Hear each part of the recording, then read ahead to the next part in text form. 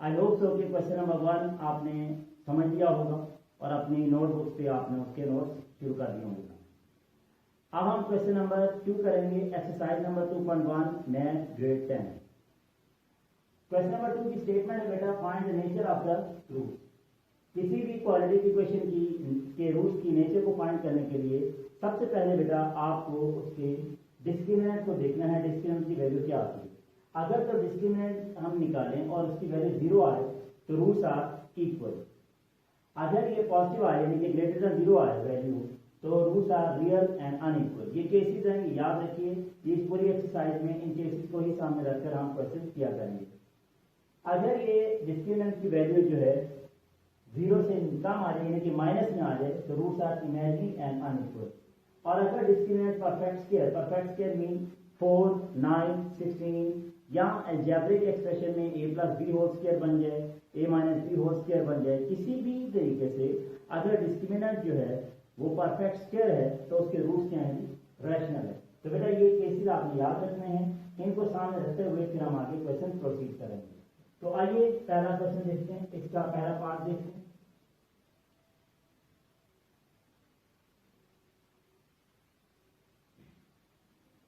Question number 2, exercise number 2.1, part number 1।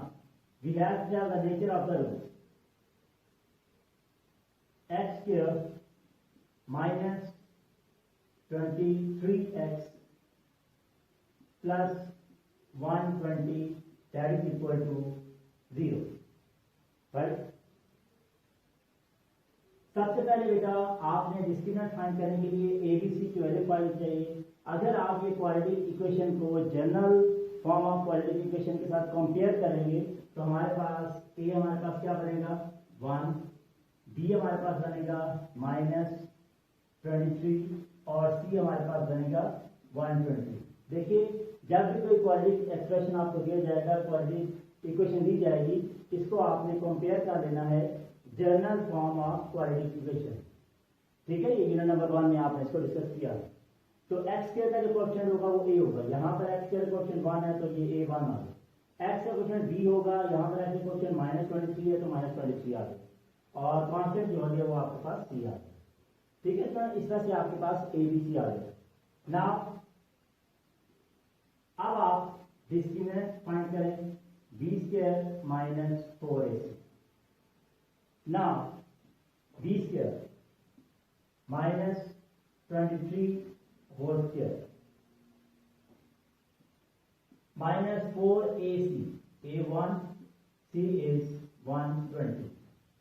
So it's going to be 529 minus का square plus हो जाता है और 23 का स्क्वायर क्या हो गया 529 माइनस ये बन गया 480 and it's going to be 49। अब क्योंकि ये परफेक्ट स्क्वायर है, it is a perfect square, तो रूट्स क्या होंगे, रैशनल होंगे। रूट्स क्या होंगे, रैशनल होंगे। Therefore roots are rational. तो नेचर ऑफ द रूट्स, इस इक्वेशन की रूट्स की नेचर जो है वो क्या है, रैशनल। ठीक है बेटा, अब हम इसको वेरीफाई भी करेंगे। इन चारों पार्ट्स में आपने करना ही बेटा ये है कि आपने रूट्स की नेचर बतानी है और उसके बाद फिर आपने बताना है कि इसको वेरीफाई करके बताना है कि वाकई जो हमारी जो स्टेटमेंट है वो करेक्ट है। जब कभी भी बेटा ये रैशनल होंगे तो इसको हम फैक्टराइज कर सकेंगे। याद रखिए जितने भी रूट्स रैशनल रूट्स होंगे परफेक्ट स्क्वायर में आ जाएंगे तो इनके हम फैक्टर्स बना सकते हैं। तो आइए जरा देखते हैं, वेरीफाई कर लेते हैं।